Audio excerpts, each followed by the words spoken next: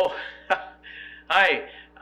I was just looking at things I'm making yesterday. The first day we did popcorn, and then we did some sleigh. Showed you how to make sleighs. So today these are Christmas decorations. They're not eating stuff. They're Christmas decorations, and they're made out of salt and flour, and they become hard, and then you can paint them, right? And there's a little guy here, looks like a gingerbread man, and I painted him with red and silver, okay? And then I have a special one here I was doing. Hang on, don't go away. Oh, nope, must have fallen off. Okay, so there's another one you can make, a little silver one. You can make this one with pink, yellow, green, okay? So made of salt and flour, and it hardens. And then after it's completely dry, just get your model paints out and paint. And you can take a picture of your grandma, and you could put it here, and then you could hang it on the tree, and then you'd have a picture of grandma or one of grandpa or friends. Okay, good. All right, so that's the tricks for today. Okay, and don't forget, what's this? That's right. Good for you, Bob. Partridge in a pear tree. There you go. And so today we're at day 6. So we have 6 geese a laying. That means the geese are on their nests, on the eggs, and there's going to be little geeses come out. Okay, so we have 6 geese is laying, 5 golden rings. Then we have 4 calling birds, 3 French hens, 2 turtle doves, and of course, a partridge in a pear tree. What's that? Yeah, I know, I'm getting to it. So, want to wish you guys all a Merry Christmas. And today, I want to do something. With these Christmas decorations that you're going to make, here's a good idea of what to do with them.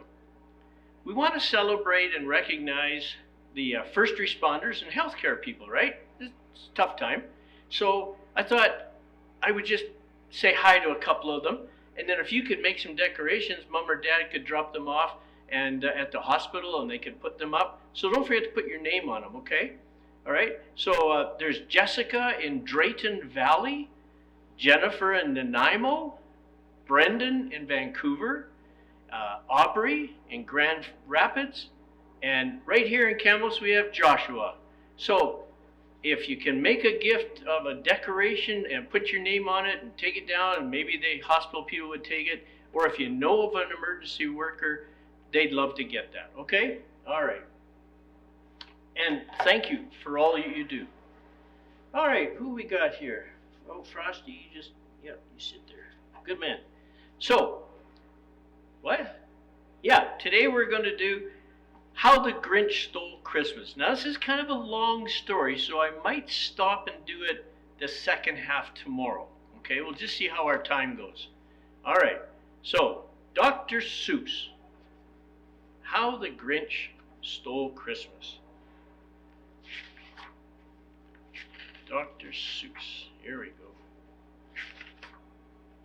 All right, let me go this way this time. Every who down in Whoville liked Christmas a lot. But the Grinch, who lived just north of Whoville, did not. Well, grumpy old guy. The Grinch hated Christmas. Now, we really shouldn't use the word hated. So we'll say the Grinch didn't like Christmas. The whole Christmas season. Now, please don't ask why. No one quite knows the reason.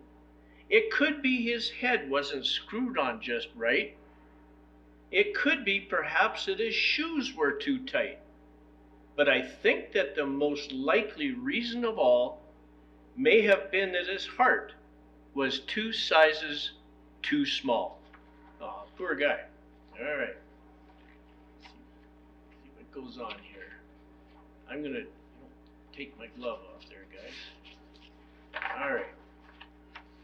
But whatever the reason, his heart or his shoes, he stood there on Christmas Eve hating the Whos, staring down from his cave with a sour, grinchy frown.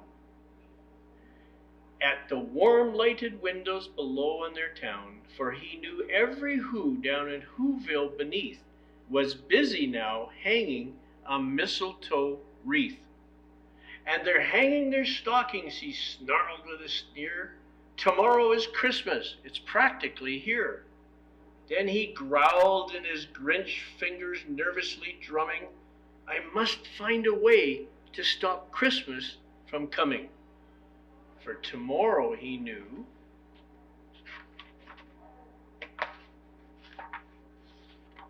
all the girls and boys would wake bright and early, rush for their toys, and there, oh the noise, noise.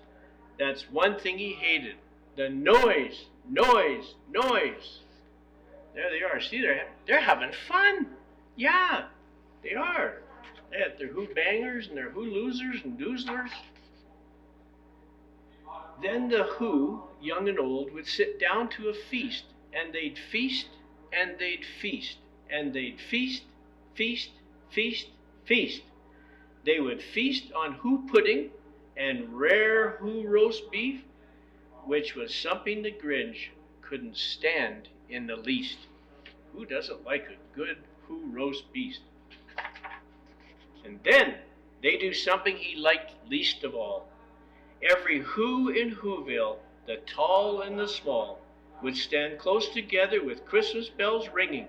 They'd stand hand in hand, and the Whos would start singing. They'd sing and they'd sing, and they'd sing.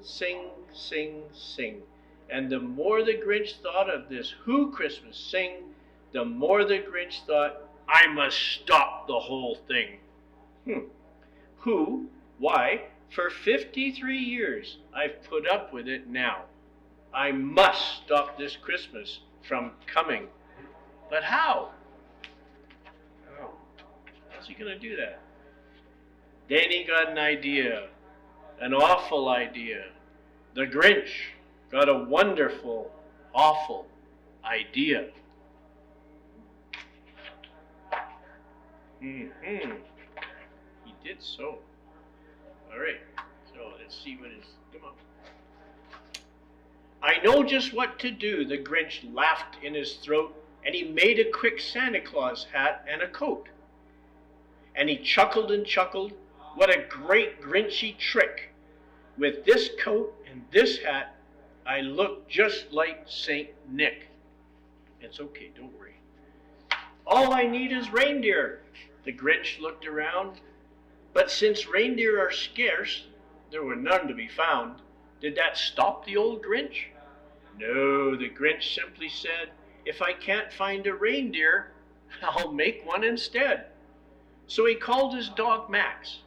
Then he took up some red thread, and he tied a big horn on the top of his head. See, there's the little puppy, and he puts a branch on his head.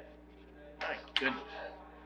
Then he loaded some bags and some old empty sacks on a ramshackle sled, and he hitched up to old Max. Then the Grinch said, giddy up, and the sleigh started down toward the homes where the Who lay a snooze in their town. He's looking down, he sees they're all nice and asleep. All their windows were dark, quite snow filled the air. All the Whos were all dreaming sweet dreams without care. And when he came to the first little house on the square, this is stop number 1, the old Grinchy Claus hissed, and he climbed to the roof, empty bags in his fist. All right. Then he slid down the chimney, a rather tight pinch, but if Santa could do it, then so could the Grinch. He got stuck only once for a moment or two, then he stuck his head out of the fireplace flue, where the little Who stockings all hung in a row. These stockings, he grinned, are the first things to go. Bloop, bloop, bloop, bloop, bloop. And down came the stockings into his bag. A mean old Grinch. Then he slithered and slunk with a smile most unpleasant around the whole room, and he took every present, pop guns and bicycles, roller skates, drums, checkerboards, tricycles, popcorn, and plums, and he stuffed them in bags. Then the Grinch very nimbly stuffed all the bags, one by one, up the chimney. Okay, guys, tomorrow we'll finish the story of the Grinch who stole Christmas. Merry Christmas. Bye.